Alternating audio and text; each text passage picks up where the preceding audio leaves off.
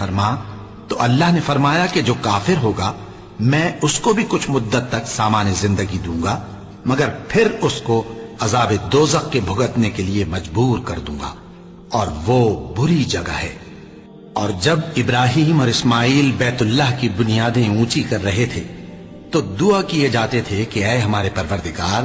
ہم سے یہ خدمت قبول فرما، بے شک تو سننے والا ہے، جاننے والا ہے۔ اے پروردگار ہم کو اپنا فرما بردار بنائے رکھیو، اور ہماری اولاد میں سے بھی ایک گروہ کو اپنا حکم بردار بنائیو، اور پروردگار ہمیں ہمارے طریق عبادت بتا اور ہمارے حال پر رحم کے ساتھ توجہ فرما، بے شک تو ہی توجہ فرمانے والا ہے، مہربان ہے۔ اے پروردگار ان لوگوں میں انہی میں سے ایک پیغمبر مبعوث کیجو جو ان کو تیری آیتیں پڑھ پڑھ کر سنایا کرے اور کتاب اور دانائی سکھایا کرے، اور ان کے دلوں کو پاک